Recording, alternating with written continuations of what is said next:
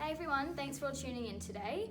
The board has asked myself and Dr. Smith to conduct a review on one of the newer anti-epileptic drugs that have become increasingly popular with our clients lately, and that is lamotrigine.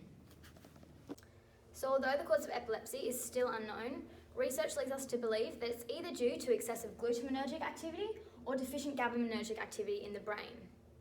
Epilepsy affects approximately 4% of the Australian population. However, anyone is at risk of having a seizure, so it's important that we as medical professionals stay up to date with current treatment options.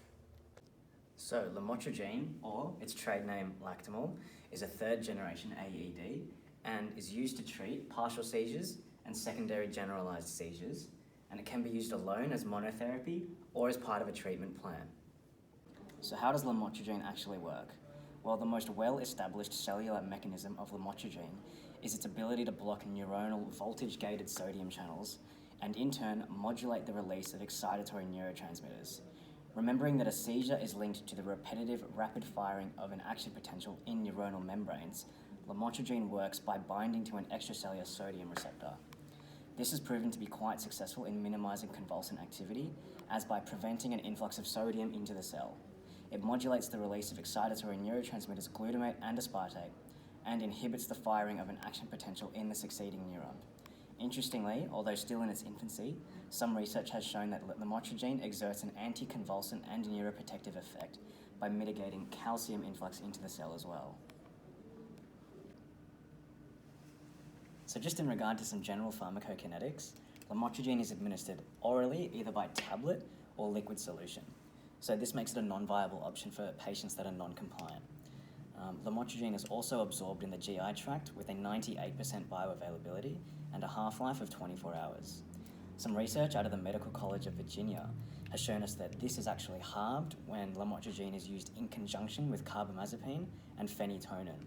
However, when it's used with valproate, the half-life doubles. Lamotrigine also experiences negligible first-pass metabolism through the liver and is hepatically glucurinated into an inactive metabolite until finally excreted in the urine. So, does it actually work? Let's look at the evidence.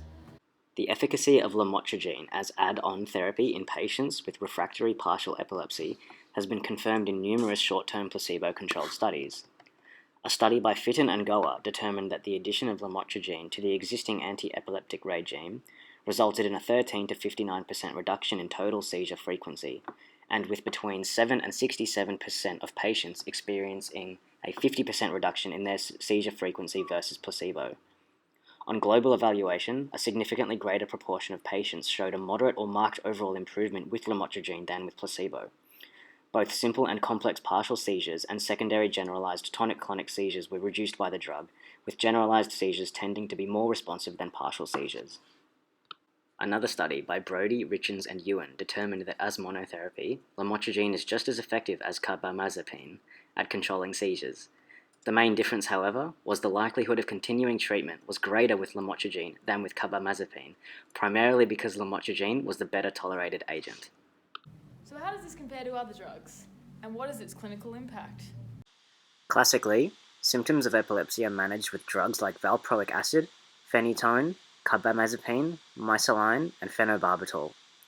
With the classic treatments, the drugs pose a potential risk to organs because of their side effects. For example, phenytoin accumulates in the tissues, and high concentrations in the kidneys are undesirable.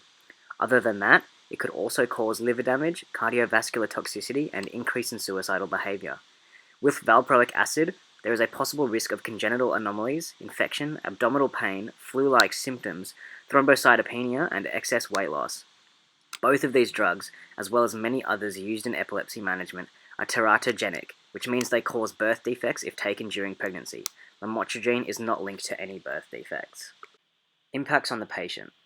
Better management of epileptic episodes, leading to less dependency.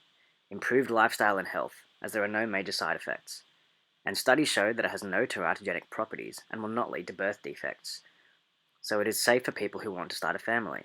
It is also less expensive, so patients don't have to spend large amounts of money to manage their condition. Some impacts on society include less dependency of the patient on carers and family members, more involvement in the community and society, as well as higher confidence, which can lead to a better social life as they will not feel stigmatized. Impact on healthcare. Health conditions like epilepsy can also cost the healthcare system, and lamotrigine can lead to less dependency on welfare and health systems. Less epileptic episodes and side effects of drugs mean patients will not be a burden on the healthcare system.